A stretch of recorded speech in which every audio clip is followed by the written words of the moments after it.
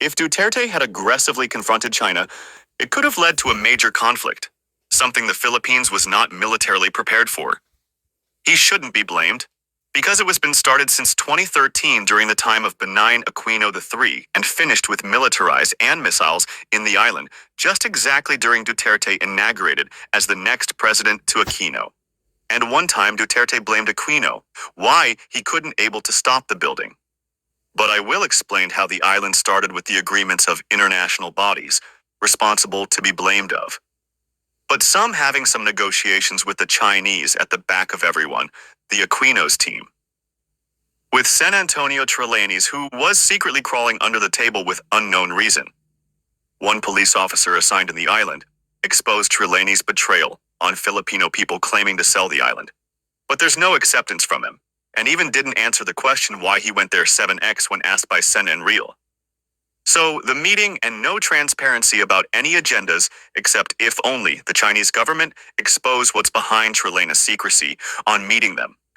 He's one of the most critic against Duterte and other officials with good governance. Let's talk about the island.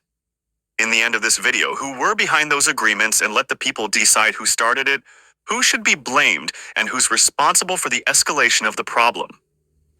Risky during Duterte's time. Here's why Duterte's cautious approach was the most realistic option at the time. 1.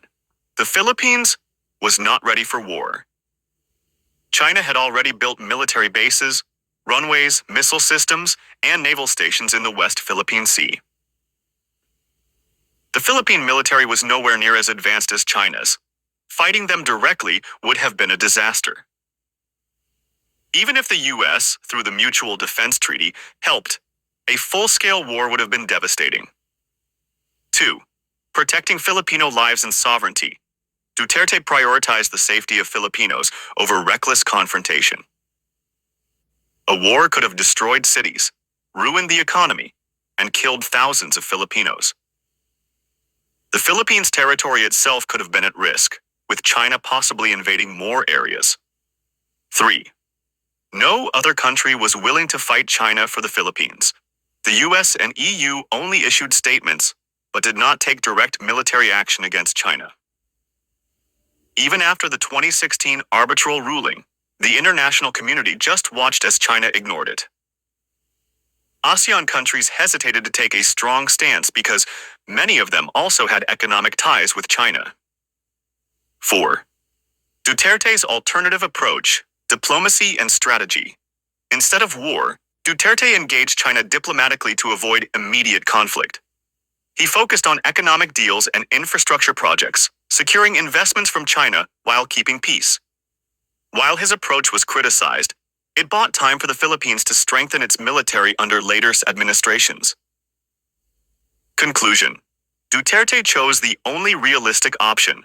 Had he forced a direct military confrontation, the Philippines would have suffered greatly.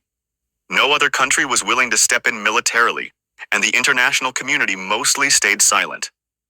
Instead, Duterte avoided war, protected Filipino lives, and gave future leaders time to prepare for a stronger response.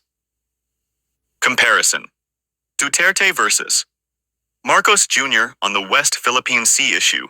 Both Rodrigo Duterte and Ferdinand Bongbong Marcos Jr. faced the same challenge: China's illegal presence and militarization in the West Philippine Sea (WPS). However, their approaches differ significantly. E1. Duterte's approach, 2016 to 2022. Avoiding war, diplomacy first. Strategy: engage China diplomatically, avoid direct confrontation, and secure economic benefits. Key actions: pursued a friendship policy with China to reduce tensions. Set aside the 2016 arbitral ruling temporarily, prioritizing peace.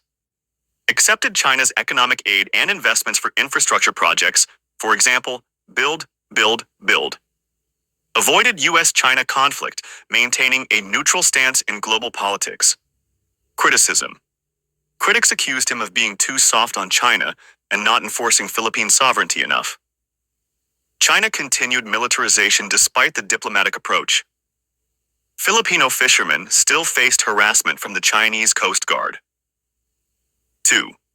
Marcos Jr.'s approach. 2022